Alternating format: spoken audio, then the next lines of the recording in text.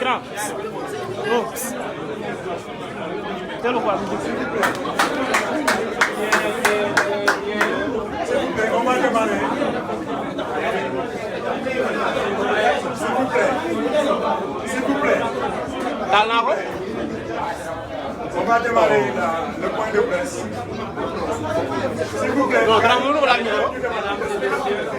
mesdames et messieurs, nous vous remercions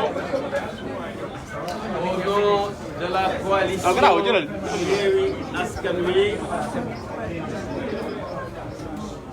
d'avoir répondu à notre invitation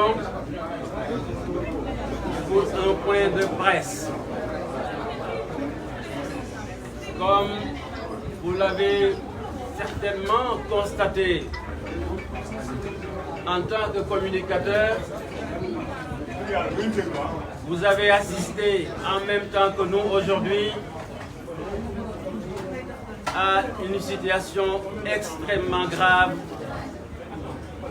qui menace l'équilibre et la stabilité de notre pays. Ce matin, vous l'avez constaté, vous l'avez vécu. Encore une fois, la démocratie au Sénégal vient d'être sauvagement agressée par Macky Sall et son régime. Les libertés ont été bafouées. D'honnêtes citoyens ont été violentés par les forces de l'ordre sans aucune raison, si ce n'est que des citoyens honnêtes qui se sont levés ce matin pour défendre la démocratie, la liberté, pour que la justice s'installe définitivement dans ce pays. Nos camarades, membres éminents de la coalition Yewwi Askan Wi, Ousmane Sonko, leader de PASTEF, Barthélémy Diaz, collaborateur et leader dans Taxawu Sénégal du président Khalifa Sall, Malick Gakou, président du grand parti, ont été sauvagement agressés et arrêtés injustement.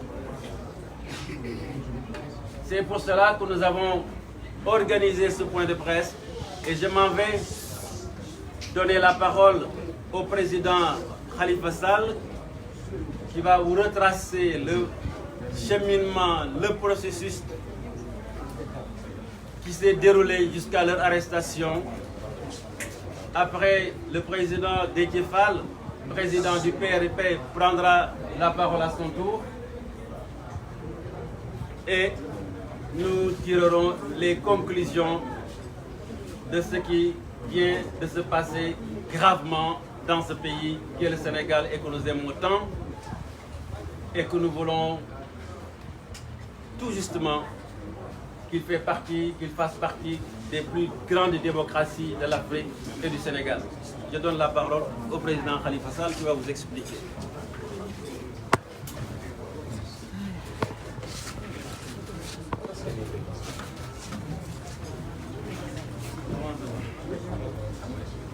Merci beaucoup, président Habib Sy,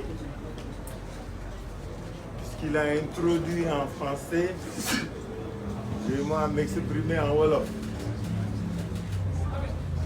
Parce que nag jamono day toll foo xam ne waxtaan ak sa askan dafay war, dafay jot pour que nul n'en ignore. Habib Sy fàttali ni léegi ne depuis ce matin réew mi ak Ndakaaru ñu ngi dund ci jalt ay bàyyil ak taqale yoo xam ne kenn xamul lan mooy solo li ko wunda mooy régime boo xam ne saa yu jaaxle saa yu tiitee saa yu ñàkkee pexe benn usage rek lay def jël état bi à travers ñi nga xam ne ñoom la ñu dénk yenn fonction mu dóor ko ci ay citoyens xam ngeen ni bi ñu xëyee tey gunge ànd ak Barthélémy Dias moo ñu taxoon jóg parce que dañ ko convoqué ci procès boo xam ni na ko ñëpp xam fukki at a ngi nii fukki at xam nga procès bu duré fukki at moom xam ngeen ni du loo xam ne lu normalati la kenn daan mënatu ko justifier ñu woo ko ci au moment où il est investi candidat à la mairie de Dakar ñii naan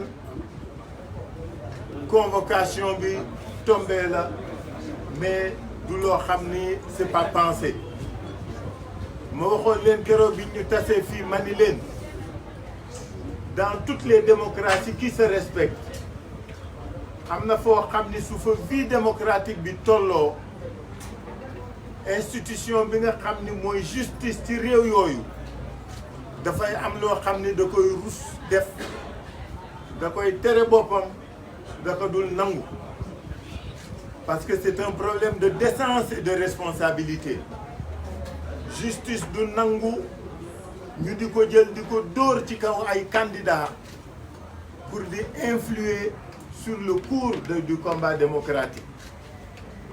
Malheureusement pour nous, certains de nos juges n'acceptent pas ou ne connaissent pas cette règle de responsabilité et de dignité. Ñu gunge Barthélémy Dias ñu renvoyé procès bi ñuy dox ñoom di dem tribunal ñu dogaale leen dogaale boo xam ne yéen ñëpp seetlu ngeen ko seetaan ngeen ko ci réseau yi bëgg leen néewal doole bëgg leen tuutal bëgg leen toroxal au nom de je ne sais quoi ñuy góor di góor ñu bañ jàmmaarloo bi ñu jàmmaarlooyee ba egg ci situation bi nga xam ne yéen ñëpp vivre ngeen ko ci la ñu dem ñun man ak président Déthié Fall pour trouver une solution qui permette à notre démocratie de respirer parce que jàmmaarloo mooy lii mujj mais su mënul ñàkk moom on en use mais suñu mënee am solution aussi dañ ko doxal ñu dem wax ak ñëpp wax ak Bart ak Déthié ak Malick wax ak force de l'ordre yi ñu trouver solution que ni daañu bàyyi Bart ñoom ñu ñibbi seen kër pour que mbooloo mi ak coow li juboon parce que gis ngeen mbooloo mi génn tey maara tey taali macha allah ñooñu suñ leen bàyyee ñu jàmmaarloo ñoom dana metti ñu seral fexe ba ñoom Bart génn di njimbi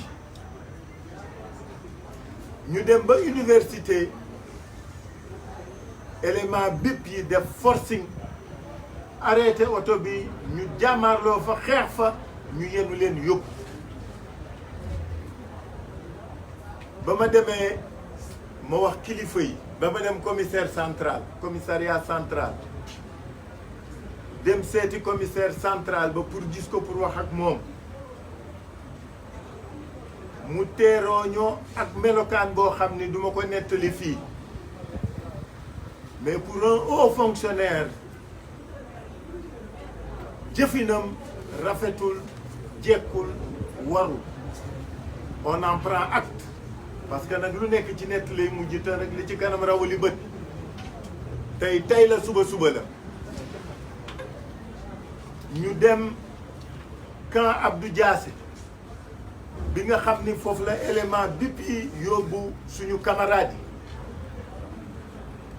yi ñu teeru bu rafet parce que ku nekk da ngay wax dëgg waxtaan ak ñun waxtaan yu rafet wax ñu lu dal suñu xel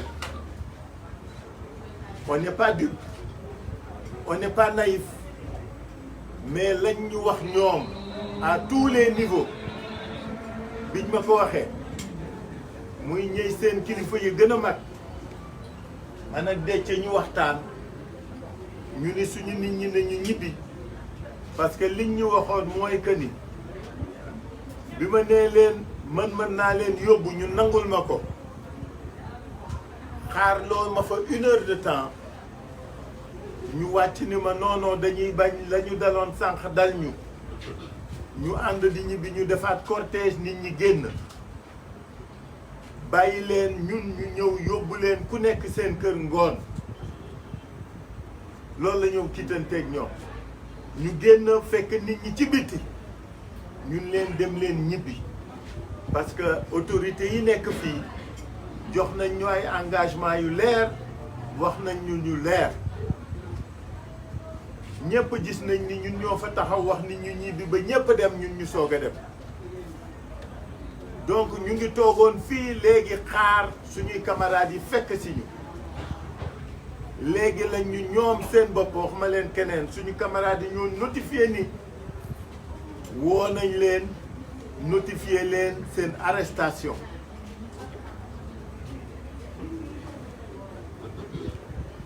loolu muy lu bees du ay kàddu yu waroo du ay jëf yu ñu bett nag parce que ñi ko séqal xam nañ leen seen kàddu amul valeur mais xam nañ ni ñun lañ ko jegaale donc suñu camarades yooyu suñ leen notifié arrestation xam ngeen la cay topp c'est le parquet qui devrait se saisir ou devrait être saisi ak la ca des ak la ca des ak la ca des loolu ca des nag lañ dul nangu loolu lañ dul fekke loolu lañ dul seetaan yàgg naa ci état lool defe naa ñi fi nekk ñu ci bari maa leen ci jiitu mais liy doole kilifa mooy kaddu doole kilifa mooy kaddu nit ki lu mu wax dakaa jëfe ñii nag séqu naa ñoom gis naa ni la ñuy waxe du la ñuy jëfe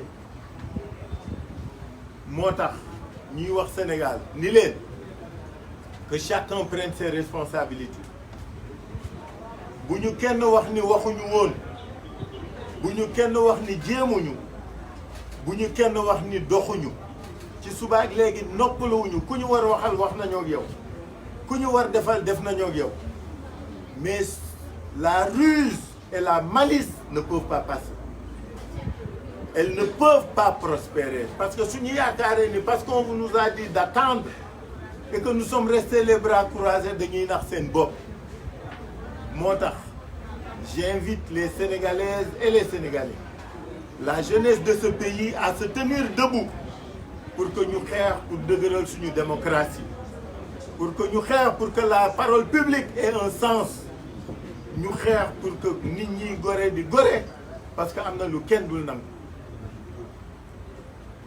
je pèse bien mon mot et j'assume ce que je dis mani j'invite au nom de la coalition Yewwi Askan Wi les Sénégalaises et les Sénégalais la jeunesse sénégalaise et les femmes sénégalaises à se lever pour protéger la démocratie.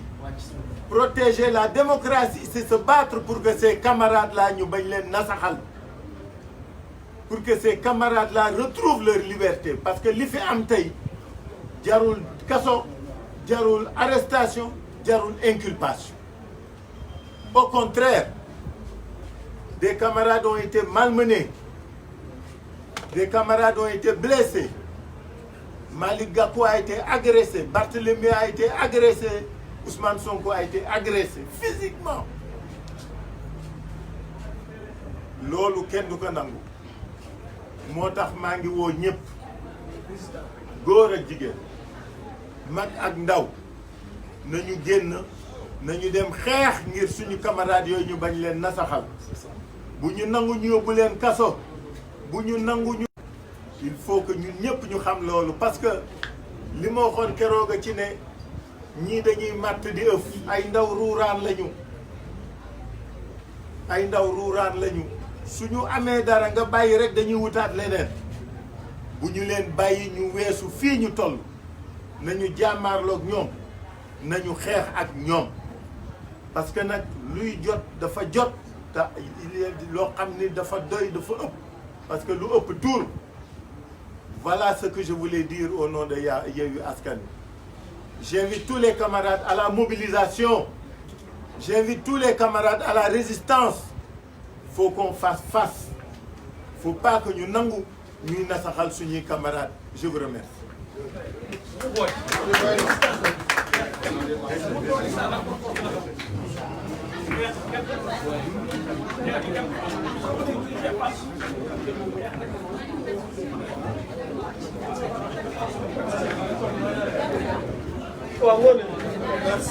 Merci beaucoup. Je pense que le président Khalifa Ababacar Sall a dit l'essentiel. Parce que la nouveauté, c'est l'arrestation qui vient d'être notifiée aux détenus. On peut les appeler désormais ainsi. Vraiment, on a fait preuve de bonne foi, preuve d'attitude républicaine pour que la journée se passe dans le calme et la sérénité. Et le président Khalifa Ababacar Sall est revenu tout à l'heure sur ça et sur la forme qui a été utilisée pour avoir cette journée, parce que ça devait être seulement une journée normale. Une journée où quelqu'un devrait répondre à la justice. Quand l'affaire a été renvoyée, il faut le rappeler, c'est sur le chemin du retour qu'on a été violenté et que les arrestations ont eu lieu. Mais pour les discours, on va s'en arrêter là. Parce que quand même, ce pays n'appartient pas au président Macky Sall et à ses partisans. Ce pays appartient à tous les Sénégalais. Et on se rend compte que même la convocation était une provocation et était un coup prémédité. Elle n'avait pour objet que de procéder à des arrestations, pour objet que de poser le premier acte de l'enterrement de cette opposition, comme le ministre d'État l'avait dit, le ministre d'État Mahmoud Saleh. Penser qu'on peut enterrer cette opposition-là, c'est aujourd'hui accepter d'embraser ce pays-là. Il faut dire les mots comme tel. Et on n'a pas le droit. Et je lance un appel à tous les jeunes des différents partis politiques, des différentes organisations de Yewwi Askan Wi, et au-delà de ces jeunes, à toutes les populations sénégalaises de se mobiliser et de faire face. Il est hors de question que la machine électorale mise en place par Yewwi Askan Wi, qui a fini de les faire peur, qu'ils veuillent aujourd'hui par la justice freiner cette machine électorale. Et c'est le lieu de saluer et de féliciter ces magistrats qui sont à la cour d'appel de Saint-Louis, qui n'ont pas suivi le forfait orchestré au niveau de Matam, qui ont montré que ce sont de dignes patriotes, de dignes Sénégalais, et qui nous ont suivis et qui ont donné aujourd'hui raison à la coalition Yewwi Askan Wi en demandant au préfet que tous les mandataires que j'avais désignés, qu'ils soient les seuls habilités à déposer les listes de Yewwi Askan Wi dans le département. Pour dire que le vent de la prise de conscience patriotique a commencé. Le patriotisme se lit partout. Et ce n'est pas chez les jeunes de cette coalition-là que ça va faire défaut. Et il faudrait qu'on comprenne que le seul message que le président Macky Sall comprend, c'est le message de la résistance. Et très sincèrement, je n'ai pas peur des mots que je prononce. s'il doit nous arrêter, qu'il nous arrête tous. Et d'ailleurs, quand ils ont voulu les arrêter, vous avez suivi, nous tous, on a voulu être dans le fourgon, dans la fourgonnette. Ils nous ont jetés par terre. Mais ce n'est pas grave, pour la démocratie, pour la résistance, c'est le minimum. Et cette résistance, nous allons la poursuivre. Et tous les jeunes du parti, tous les jeunes de la coalition doivent poursuivre cette résistance. Il est hors de question que nos camarades passent la nuit dans une prison. Il est hors de question que nos camarades passent la nuit dans un commissariat. Et je regrette, en le dénonçant, le comportement du commissaire central.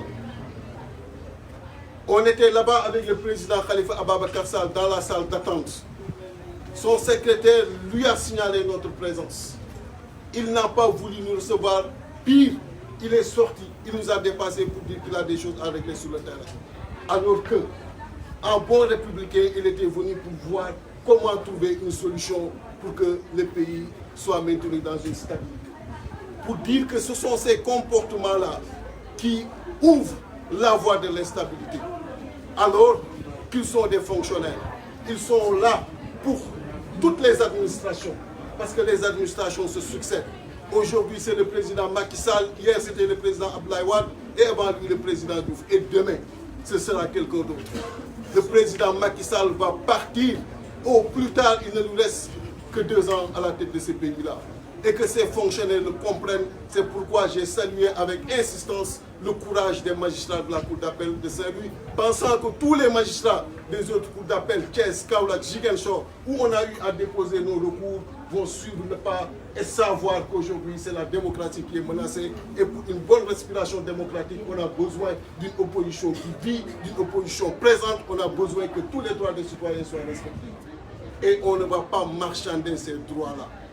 On peut tout marchander sauf un droit d'un citoyen, sauf un droit consacré par la Constitution. La procession qui a été faite aujourd'hui n'est rien d'autre qu'une manifestation consacrée par cette Constitution-là. Donc, le président Khalifa Ababakar Sall, un homme d'État qui a tout fait pour qu'on n'en arrive pas là. Et je le salue parce que j'étais assez content. Mais je pense que le président Macky Sall ne veut pas la paix dans ce pays. Et il vient de montrer qu'il ne veut pas la paix dans ce pays-là. On est une coalition, les populations comptent sur nous. On commence à cristalliser les espoirs, nos listes sont déposées, l'expression plurielle et libre, démocratique allait se passer, mais aujourd'hui il était question, et c'était ça la directive, de tenter de freiner la machine électorale médiatique. Et ça ne se passera pas ainsi. Vraiment, le président, excusez-moi si j'ai été assez dur, mais la circonstance nous l'impose. Les circonstances nous dictent ce comportement. Donc le message est simple. Descendons sur le terrain partout où nous sommes. Et immédiatement, il n'y a pas autre chose que cette réponse à approcher au président de la République. Monsieur Fall, si vous le permettez, je vais demander.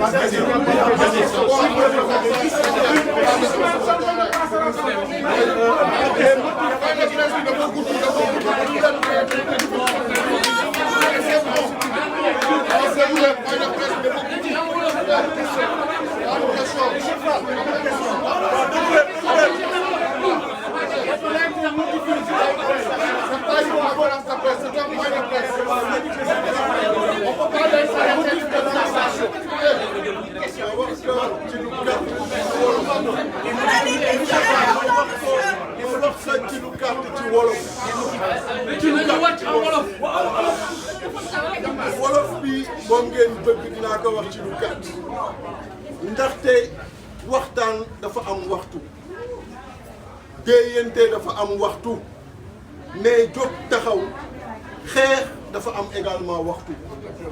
Le président Khalifa Ababakar Sall bi may nuyu di ko gërëm nekk ci watam tey ci attitude républicaine gis naa jéego yi mu def yépp pour que réew mi nekk ci jàmm tey jéego yooyu yóbbu ñu ba ñu dugg ci biir bureau bu commissaire bi ñu fekkee biir commissaire central bi commissaire yi ñoom ñu dem dafa am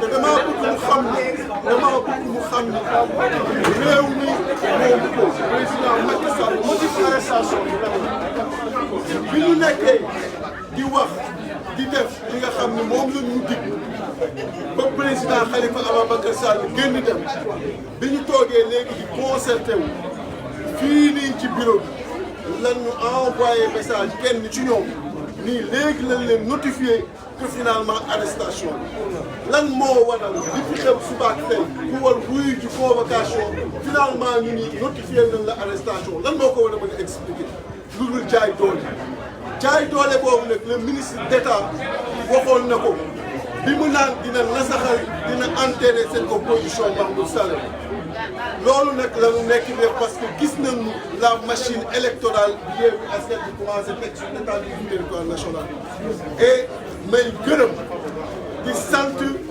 di joxe en exemple les magistrats de Saint-Louis c'est des magistrats yi nga xam ni seen tur anal war na ko jàpp ndaxte cour d'appel ba foofu giñ fa dugaloon comme recours ñoom suivre nañu accepter nañu Yewwi Askan Wi que ñoo nekk ci yoon kon nag li ci des mooy wax ci mënatul bare ndaxte waxtaan bi am na géeyoo bi am na mais le président Macky Sall jàpp nañu bëggul jàmm kon jeune parti politique yi jeune organisation yi nekk ci Yewwi Askan Wi population sénégalaise au-delà de ces jeunes bu kenn bàyyi kenn ci ñi nga xam ni ñoom la ñu jàpp ci Yewwi Askan Wi mu passé prison mu passé la nuit prison mu passé la nuit commissariat bu ko kenn nangu parce que président moomul Sénégal mënul naan kuy bokk élection ak ku dul bokk élection mënul wax kuy dox ci biir yi ak ku dul dox ci biir yi dama koy wax ci wolof boobu ba tey